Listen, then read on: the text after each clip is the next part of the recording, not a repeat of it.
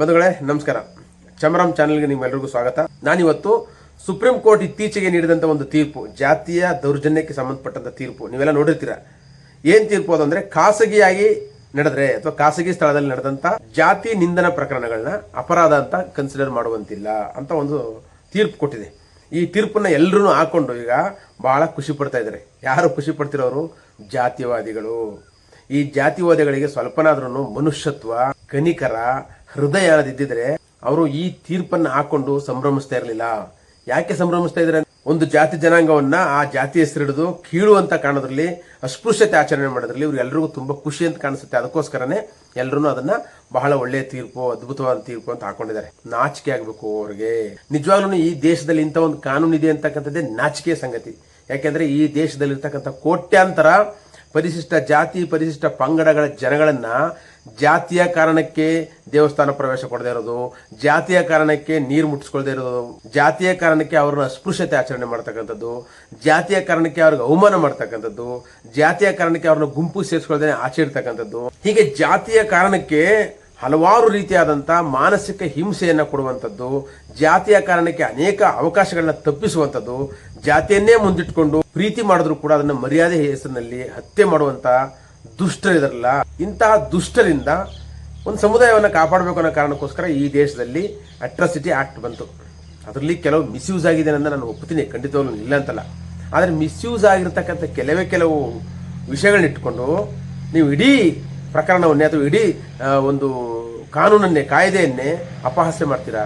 ಅಂದ್ರೆ ನೀರಿನೊಳಗಡೆ ಒಂದು ಹಾವಿರುತ್ತೆ, ಆ ಹಾವನ್ನ ಹಿಡಿಬೇಕು ಅನ್ನೋ ಕಾರಣಕ್ಕೋಸ್ಕರ ಇಡೀ ನೀರನ್ನೇ ಖಾಲಿ ಮಾಡ್ಬಿಡೋದು. ನೀರನ್ನೇ ಖಾಲಿ ಮಾಡಿ ಕೆರೆ ನೀರನ್ನೇ ಬತ್ತಿಸ್ಬಿಟ್ಟು ಅಲ್ಲಿರ್ತಕ್ಕಂಥ ಎಲ್ಲ ಜಲಚರ ಪ್ರಾಣಿಗಳನ್ನು ಸಾಯಿಸ್ಬಿಟ್ಟು ಖುಷಿ ಪಡೋಂಥವ್ರು ನೀವೆಲ್ಲ. ಆಮೇಲೆ ಹಾವು ಸಿಕ್ತು ಅಂತ ಹೇಳೋದಕ್ಕೆ ಡಿಮಾನಿಟೈಸೇಷನ್ ಮಾಡಿದಾಗ, ಅವ್ರು ನೋಟು ಅಮಾನ್ಯೀಕರಣ ಮಾಡಿದಾಗ ಕೂಡ ಕೆಲವು ಪ್ರಶ್ನೆ ನಡೆಯೋದಕ್ಕೋಸ್ಕರ ಇಡೀ ದೇಶದ ಜನರನ್ನ ರೌರವ ನರಕಕ್ಕೆ ಸಿಕ್ಕಿಸ್ತಿರೋರು ಬಿಜೆಪಿ ಸರ್ಕಾರದವರು. ಈಗ ಸುಪ್ರೀಂ ಕೋರ್ಟ್ ಮುಖಾಂತರ ಈ ಒಂದು ಅಟ್ರಾಸಿಟಿ ಕಾಯ್ದೆ ಏನಿದೆ ಅದನ್ನ ದುರ್ಬಲಗೊಳಿಸೋದಕ್ಕೆ ಖಾಸಗಿ ಸ್ಥಳದಲ್ಲಿ ನಡೆದ್ರೆ ಅದು ಅಪರಾಧ ಅಲ್ಲ ಅಂತ ಹೇಳ್ತಾರೆ. ಜಾತಿ ದೌರ್ಜನ್ಯಗಳು, ಜಾತಿಯ ಅಪಮಾನಗಳು ಸಾರ್ವಜನಿಕ ಸ್ಥಳಕ್ಕಿಂತ ಹೆಚ್ಚಾಗಿ ಖಾಸಗಿ ಸ್ಥಳದಲ್ಲಿ ನಡೀತವೆ. ಈಗ ಒಂದು ಸಂಸ್ಥೆ, ಯಾವುದೋ ಸಂಸ್ಥೆ, ಆ ಸಂಸ್ಥೆಯಲ್ಲಿ ಇರ್ತಕ್ಕಂಥ ಆ ಉದ್ಯೋಗಿಗಳನ್ನ ಕರೆದು ಅವ್ರ ಜೊತೆಗೆ ನೀನ್ ನಿಂತವನು, ನಿಂತ ಜಾತಿಗೋಸ್ಕರ ನಿನ್ನ ಹತ್ರ ದಕ್ಷತೆ ಇಲ್ಲ, ನೀನ್ 35% ತಗೊಂಡ್ಬಂದಿರ್ತಕ್ಕಂಥವನು, ನೀವು ಕೋಟಾದಲ್ಲಿ ಬಂದಿರತಕ್ಕಂಥವ್ರು, ನಿಮ್ಗೆ ಏನೂ ಗೊತ್ತಿಲ್ಲ, ನಿಮ್ ತಲೆಯಲ್ಲಿ ಬುದ್ಧಿನೇ ಇಲ್ಲ, ನೀವು ಮಾಂಸ ತಿನ್ನುವಂತವ್ರು, ನಿಮ್ಗೆ ನಾಲ್ಗೆ ಹೊರಳಲ್ಲ, ನಿಮ್ ಜಾತಿನೇ ಇಂಥದ್ದು, ನಿಮ್ ಕೀಳ್ ಜಾತಿ, ನೀವು ನಿಮ್ ಜಾತಿ ತಕ್ಕದಂಗೆ ಬುದ್ಧಿ ತೋರಿಸ್ತೀರಾ ಅನ್ನುವಂತ ಜಾತಿ ಹಿಡಿದು ಮಾತನಾಡುವಂತ, ನಿಂದನೆ ಮಾಡುವಂತ ಘಟನೆಗಳು ಸಾಕಷ್ಟು ಕ್ಲೋಸ್ ಡೋರ್ ಅಲ್ಲಿ ನಡೀತವೆ. ಈ ಕ್ಲೋಸ್ ಡೋರ್ ಅಲ್ಲಿ ನಡೆದದ್ನ ನಾವು ಅದನ್ನ ಸಹಿಸ್ಕೋಬೇಕಂತೆ ಸುಪ್ರೀಂ ಕೋರ್ಟ್ ಪ್ರಕಾರ. ನೋಡಿ ಹೆಂಗಿದೆ, ಕ್ಲೋಸ್ ಡೋರ್ ಅಲ್ಲಿ ಬೇಕಾದಷ್ಟು ಘಟನೆ.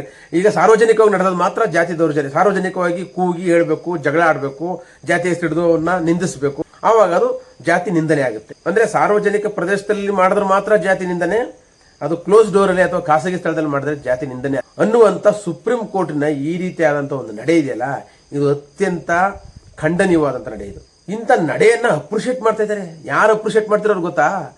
ಯಾರಿಗೆ ಜಾತಿ ಇರಬೇಕು, ಜಾತಿ ಭೇದ ಮಾಡಬೇಕು, ನಾವು ಇಂಥ ಜಾತಿಗಳನ್ನ ಹಿಂಗೆ ಇಟ್ಟಿರ್ಬೇಕು, ಈ ಜಾತಿಗಳ ಮೇಲೆ ಬರಬಾರ್ದು, ಅವ್ರ ಜಾತಿ ನಾವು ಹೇಗಿಟ್ಟಿದ್ವಿ ಒಂದು ಮನುಸ್ಮೃತಿ ಪ್ರಕಾರ, ಹೇಗೆ ನಾವು ಒಂದು ಹೈರಾರ್ಕಿಯಾಗಿ ಮೇಂಟೈನ್ ಮಾಡ್ಕೊಂಡು ಬಂದಿದ್ವಿ ಜಾತಿ ವ್ಯವಸ್ಥೆ, ವರ್ಣ ವ್ಯವಸ್ಥೆಗಳನ್ನ, ಅವರು ಹಂಗೆ ಇರಬೇಕು, ನಮ್ಮ ಗುಲಾಮರಾಗಿ ಇರಬೇಕು, ನಮಗಿಂತ ಕೀಳಾಗಿ ಇರಬೇಕು ಅನ್ನುವಂಥ ಮನೋಧೋರಣೆ ಇದೆಯಲ್ಲ, ಅವ್ರಿಗೆ ಇದು ತುಂಬಾ ಖುಷಿ ಅನಿಸುತ್ತೆ. ಆಕ್ಚುಲಿ ನಾಚಿಕೆ ಆಗ್ಬೇಕಾಗಿತ್ತು ಎಲ್ರಿಗೂ.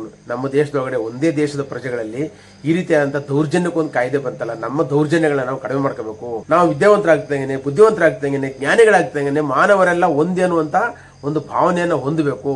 ಸಂವಿಧಾನ ಹೇಳುವ ಎಲ್ಲರಲ್ಲೂ ಒಂದು ಭ್ರಾತೃತ್ವವನ್ನ, ಎಲ್ಲರಲ್ಲೂ ಸಮಾನತೆಯನ್ನ, ಎಲ್ಲರಲ್ಲೂ ಸ್ವಾತಂತ್ರ್ಯವನ್ನ ನಾವು ತರಬೇಕು ಅನ್ನುವಂತ ಭಾವನೆನೇ ಇಲ್ದೇನೆ ಅವ್ರಿಗೆ ಇನ್ನೂ ಇವತ್ತಿಗೂ ಜಾತಿ ಹೆಸರಿನಲ್ಲಿ ದೌರ್ಜನ್ಯ ಮಾಡ್ತೀರಾ, ಜಾತಿ ಹೆಸರಿನಲ್ಲಿ ಒಂದು ಪ್ರೀತಿ ಆಗ್ಬಿಟ್ರೆ ಅದನ್ನ ಮರ್ಯಾದೆ ಹೆಸರಿನಲ್ಲಿ ಕೊಲ್ತೀರಾ. ನಿಮ್ಮಂತ ಜಾತಿವಾದಿಗಳ ಕ್ರೌರ್ಯದಿಂದ ತಪ್ಪಿಸಬೇಕು ಕೋಟ್ಯಾಂತರ ಜನರನ್ನಕ್ಕೋಸ್ಕರ ಈ ಕಾನೂನನ್ನು ತಂದು. ಈಗ ಖಾಸಗಿ ಪ್ರದೇಶದಲ್ಲಿ ನಡೆದ್ರೆ ಅಥವಾ ಖಾಸಗಿ ಸ್ಥಳದಲ್ಲಿ ನಡೆದ್ರೆ ಅದನ್ನ ಅಪರಾಧ ಅಲ್ಲ ಅಂತಂದ್ರೆ, ಹಾಗಿದ್ರೆ ಖಾಸಗಿ ಜಾಗದಲ್ಲಿ ಒಂದು ಹೆಣ್ಣನ್ನ ಮಾನಭಂಗ ಮಾಡಿದ್ರೆ ಅದು ರೇಪ್ ಅಲ್ವಾ? ಸುಪ್ರೀಂ ಕೋರ್ಟ್ಗೆ ನಾವೆಲ್ಲರೂ ಕೇಳಬೇಕಾಗಿರೋ ಪ್ರಶ್ನೆ ಇದು. ಅಥವಾ ಖಾಸಗಿ ಪ್ಲೇಸಲ್ಲಿ ನಡೆಯುವಂತ ಯಾವುದೇ ವಿಧವಾದಂಥ ಅನಾಚಾರಗಳು ಅವು ಅಪರಾಧಗಳಾಗೋದಿಲ್ವಾ? ನಾಳೆ ದಿನ ಈ ಪ್ರಶ್ನೆ ಬರುತ್ತೆ. ಇವತ್ತು ಯಾರು ಈ ಒಂದು ಅಟ್ರಾಸಿಟಿ ಕೇಸು ದುರ್ಬಲ ಆಗೋಯ್ತು ಅಂತ ಖುಷಿ ಪಡ್ತಾ ಇದ್ರು ನೀವು ನಾಳೆ ದಿನ ನಿಮ್ಮ ಹೆಣ್ಣು ಮಕ್ಕಳಿಗೆ ಯಾರಾದ್ರು ರೇಪ್ ಆದ್ರೆ ಅದು ಕ್ಲೋಸ್ ಡೋರ್ಲೇ ರೇಪ್ ಆಗೋದು. ಏನಿದ್ರು ಬಹಿರಂಗವಾಗಿ ರೇಪ್ ಮಾಡಿದ್ರೆ ಮಾತ್ರವೇ ಅದು ಅಪರಾಧ. ಅವನು ಖಾಸಗಿ ಸ್ಥಳದಲ್ಲಿ ರೇಪ್ ಮಾಡಿದ್ರೆ ಅದನ್ನ ನಾವು ರೇಪ್ ಅಂತ ಕನ್ಸಿಡರ್ ಮಾಡಲ್ಲ ಅಂತ ಹೇಳಿದ್ರೆ ನಾಳೆ ದಿನ ಮಹಿಳೆಯರೆಲ್ಲ ಸಹಿಸ್ಕೋತಾರೆ ಇದನ್ನ. ಅಥವಾ ಇನ್ನೂ ಒಂದು ಹೆಜ್ಜೆ ಮುಂದೆ ಆಯ್ತು, ಖಾಸಗಿ ಸ್ಥಳದಲ್ಲಿ ಜಾತಿ ನಿಂದನೆ ಆಗುತ್ತೆ, ಗೊತ್ತಾಗುತ್ತೆ, ನನಗೆ ಗೊತ್ತಾಗುತ್ತೆ, ಒಬ್ಬ ಅಸ್ಪೃಶ್ಯನಾಗಿ, ದಲಿತನಾಗಿ, ಅಥವಾ ಶೋಷಿತ ಸಮುದಾಯನಾಗಿ ನನಗೆ ಗೊತ್ತಾಗುತ್ತೆ ಖಾಸಗಿ ಸ್ಥಳದಲ್ಲಿ ನನಗೆ ಯಾವ್ಯಾವ ರೀತಿಯಲ್ಲಿ ಜಾತಿಯನ್ನ ಅನ್ಟಚಬಿಲಿಟಿ ಅಲ್ಲದೆ ಬೇರೆ ರೂಪದಲ್ಲಿ ಕೂಡ ಜಾತೀಯತೆಯನ್ನು ಆಚರಿಸಬಹುದು.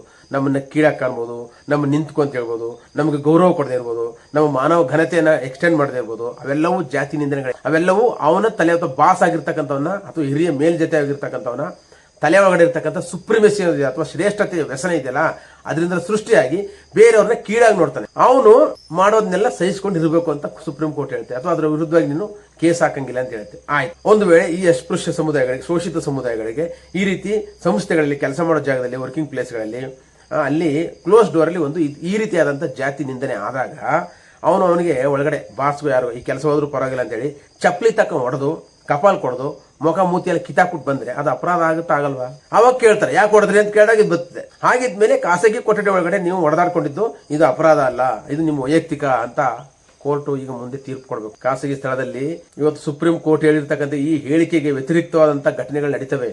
ಖಾಸಗಿ ಸ್ಥಳದಲ್ಲಿ ನಡೆಯುವಂತ ಈ ರೀತಿಯ ಜಾತಿ ದೌರ್ಜನ್ಯಗಳನ್ನ ಅಪರಾಧ ಅಂತ ಕೋರ್ಟ್ ಕನ್ಸಿಡರ್ ಮಾಡಲ್ಲ, ನಾನು ಕೇಸ್ ಕೊಡಂಗಿಲ್ಲ ಅಂತ ಒಬ್ಬ ವ್ಯಕ್ತಿ ತನಗೆ ತಾನೇ ತನ್ನ ಎಲ್ಲ ಅಸಹನೆಗಳನ್ನ, ನೋವನ್ನ, ಅವಮಾನಗಳನ್ನ ಸಹಿಸ್ಕೊಂಡು ಕೂತ್ಕೊಳ್ಳಲ್ಲ. ಅವನೇನ್ ಮಾಡ್ತಾನೆ, ಕಿತ್ತೋಗಿರೋ ಚಪ್ಪಲಿ ಬಾರಿಸ್ತಾನೆ ಯಾರು ಜಾತಿ ಹೆಸರಲ್ಲಿ ನಿಂದನೆ ಮಾಡಿರ್ತಾರೆ ಅವ್ರಿಗೆ, ಅಥವಾ ಮುಖ ಮೂತಿ ನೋಡಿದ್ರೆ ಇಕ್ತಾನೆ ಚೆನ್ನಾಗಿ. ಆವಾಗ ಅದನ್ನು ಕೂಡ ಸುಪ್ರೀಂ ಕೋರ್ಟ್ ಅಪರಾಧ ಅಂತ ಕನ್ಸಿಡರ್ ಮಾಡಬಾರ್ದು. ಸೆಲ್ಫ್ ಡಿಫೆನ್ಸ್ ನನ್ನ ಸೆಲ್ಫ್ ರೆಸ್ಪೆಕ್ಟ್ಗೆ ಧಕ್ಕೆ ಆಯ್ತು, ಅದು ಖಾಸಗಿ ಕೋಣೆ ಒಳಗಡೆ ಆಯ್ತು. ಹಾಗಾಗಿ ಅಂತ ಒಂದು ಅವಮಾನವನ್ನ ನಾನು ಕೋರ್ಟ್ ತಗೊಂಡು ಹೋಗಕ್ಕಾಗಲ್ಲ, ಯಾಕೆಂದ್ರೆ ಅದನ್ನ ಕೋರ್ಟ್ ಕನ್ಸಿಡರ್ ಮಾಡ. ಆ ಕಾರಣಕ್ಕೋಸ್ಕರ ನಾನೇ ಅದಕ್ಕೊಂದು ತೀರ್ಪು ಕೊಟ್ಟಿದ್ದೀನಿ, ನಂದೇ ಆದಂತ ತೀರ್ಪನ್ನ. ಅವನು ನನ್ನ ವಿರುದ್ಧ ಮಾಡಿದಂತ ಜಾತಿ ನಿಂದನೆಗೆ, ಜಾತಿ ದೌರ್ಜನ್ಯಕ್ಕೆ, ಜಾತಿ ದಬ್ಬಾಳಿಕೆಗೆ ನಾನು ಅವನಿಗೆ ಬೇಕಾದಂತ ನನ್ನ ಸ್ವಾಭಿಮಾನವನ್ನು ರಕ್ಷಣೆ ಮಾಡ್ಕೊಳ್ಳೋದಕ್ಕೋಸ್ಕರ, ನನ್ನ ಆತ್ಮ ಗೌರವವನ್ನು ರಕ್ಷಣೆ ಮಾಡ್ಕೊಳ್ಳೋದಕ್ಕೋಸ್ಕರ ನಾನು ಅವನ ಮೇಲೆ ಪ್ರಹಾರ ಮಾಡಿದ್ದೀನಿ, ಚಪ್ಪಲಿ ಹೊಡೆದಿದ್ದೀನಿ, ಇನ್ನೇನೋ ಮಾಡಿದ್ದೀನಿ ಅಂತ ಹೇಳುವಂತ ಕಾಲ ಬಂದ್ರೆ ಏನ್ ಮಾಡ್ತೀರಾ? ಬರುತ್ತೆ, ಬರಲ್ಲ ಅಂತ ಅನ್ಕೋಬೇಡಿ, ಖಂಡಿತ ಬರುತ್ತೆ. ಒಬ್ಬ ಮನುಷ್ಯ ತುಂಬಾ ದಿನಗಳ ಕಾಲ ತನ್ನ ಮೇಲೆ ಆಗುವಂತ ದೌರ್ಜನ್ಯಗಳನ್ನ, ದಬ್ಬಾಳಿಕೆಗಳನ್ನ, ಅವಮಾನಗಳನ್ನ ಸಹಿಸಿಕೊಂಡಿರಲ್ಲ. ಇವತ್ತಿನ ಜನರೇಷನ್ ಹಂಗಿಲ್ಲ. ಇವತ್ತಿನ ಜನರೇಷನ್ ನೀವು ಜಾತಿ ಹೆಸರಲ್ಲಿ ಅವಮಾನ ಮಾಡ್ತಿದ್ದಂಗೆನೆ ಅವ್ರು ಸರಿಯಾಗಿರ್ತಕ್ಕಂಥ ಪ್ರತ್ಯುತ್ತರವನ್ನು ಅಲ್ಲೇ ಕೊಟ್ಟೇ ಕೊಡ್ತಾರೆ. ಅದನ್ನ ತಗೋತೀರಾ, ಅಥವಾ ನೀವೇ ಒಂದು ಪ್ರೀತಿಯಿಂದ, ಸೌಹಾರ್ದತೆಯಿಂದ, ಒಂದು ಸಹೋದರತ್ವದಿಂದ ಬರ್ತೀರಾ? ಅದನ್ನ ನೀವು ಯೋಚನೆ ಮಾಡಬೇಕು. ಜಾತಿವಾದಿಗಳು ಈ ತೀರ್ಪನ್ನ ಹಾಕೊಂಡು ಸಂಭ್ರಮಿಸ್ತಿರ್ತಕ್ಕಂಥವ್ರು ಯೋಚನೆ ಮಾಡಬೇಕು. ಈಗ ನಾಳೆ ದಿನ ಈ ತೀರ್ಪಿಗೆ ವ್ಯತಿರಿಕ್ತವಾಗಿ ಜನಗಳ ಆ ತೀರ್ಪು ಈ ತರ ಆಗೋದ್ರೆ ಏನ್ ಮಾಡೋದು ಅಂತ ನೀವು ಯೋಚನೆ ಮಾಡಬೇಕು. ಸಂಭ್ರಮ ಪಡುವಂಥದ್ದಲ್ಲ ಇದು, ಎಚ್ಚರಿಕೆಯಿಂದ ಇರ್ಬೇಕಂತ ಸಂದರ್ಭ ಇದು. ಜಾತಿ ಭೇದ ಅಂತಕ್ಕಂಥದ್ದು, ಜಾತಿ ಹೆಸರಿನಲ್ಲಿ ನಿಂದನೆ ಮಾಡ್ತಕ್ಕಂಥದ್ದು, ಒಬ್ಬ ವ್ಯಕ್ತಿಯ ಘನತೆಯನ್ನ ಕೀಳಾಗಿ ಕಾಣುವಂಥದ್ದು, ಒಬ್ಬ ವ್ಯಕ್ತಿಯ ಮಾನವ ಹಕ್ಕುಗಳನ್ನ ಹರಣ ಮಾಡುವಂಥದ್ದು ಎಲ್ಲವೂ ಅಸಮಾನತೆಗಳು, ಎಲ್ಲವೂ ಸಂವಿಧಾನ ವಿರೋಧಿ ನಡೆಗಳು. ಈ ನಡೆಗಳನ್ನ ಪಾಲಿಸಿದ್ರೆ ಸುಪ್ರೀಂ ಕೋರ್ಟು, ಹೈಕೋರ್ಟ್ ಶಿಕ್ಷೆ ಕೊಡದೆ ತಮ್ಮ ಕೈಗೆ ತಾವೇ ಕಾನೂನು ತೆಗೆದುಕೊಳ್ಬೇಕಾದಂತ ಪರಿಸ್ಥಿತಿಗೆ ಕೋರ್ಟ್ಗಳು ಅವಕಾಶ ಕೊಡಬಾರದು. ಇದು ಇವತ್ತಿನ ಈ ಮನವಿನಂದು. ಹಾಗಾಗಿ ಕೋರ್ಟ್ಗಳು, ನ್ಯಾಯಾಧೀಶರು ಇದನ್ನ ಮರುಪರಿಶೀಲನೆ ಮಾಡಬೇಕು. ಖಾಸಗಿ ಸ್ಥಳದಲ್ಲಿ ನಡೆಯುವಂತದ್ದು ಇರ್ಬೋದು, ಎಲ್ಲೇ ಇರ್ಬೋದು, ಒಬ್ಬ ವ್ಯಕ್ತಿ ಇನ್ನೊಬ್ಬ ವ್ಯಕ್ತಿಯ ಮಾನಹರಣ ಮಾಡುವಂಗಿಲ್ಲ, ಪ್ರಾಣಹರಣ ಮಾಡುವಂಗಿಲ್ಲ, ಅಥವಾ ಇನ್ನೊಬ್ಬ ವ್ಯಕ್ತಿ ಮೇಲೆ ದೌರ್ಜನ್ಯ ದಬ್ಬಾಳಿಕೆಗಳನ್ನ ಖಾಸಗಿ ಆಗೋ ಅಥವಾ ಸಾರ್ವಜನಿಕವಾಗೋ ಮಾಡುವಂತಿಲ್ಲ ಅನ್ನೋದನ್ನ ಕೋರ್ಟ್ಗಳು ಅಥವಾ ಕಾಯ್ದೆಗಳು ಹೇಳಬೇಕೆ ಹೊರತು ರಿಲೀಫ್ ಕೊಡಬಾರದು. ಈ ರೀತಿ ರಿಲೀಫ್ ಕೊಟ್ರೆ ಬೇಕಾದಷ್ಟು ಪ್ರಕರಣಗಳು ನಡೀತವೆ, ಅದಕ್ಕೆ ವ್ಯತಿರಿಕ್ತವಾದ ಪ್ರಕರಣಗಳು ನಡೆಯಕ್ಕೆ ಶುರು ಮಾಡ್ತವೆ. ಹಂಗಾಗಿ ಇಂತಹ ಪ್ರಕರಣಗಳನ್ನ ಕೋರ್ಟ್ ರೀಲುಕ್ ಮಾಡಬೇಕು ಅಂತ ನಾವೆಲ್ಲರೂ ಮನವಿ ಮಾಡಬೇಕಾಗಿದೆ. ನಮಸ್ತೆ.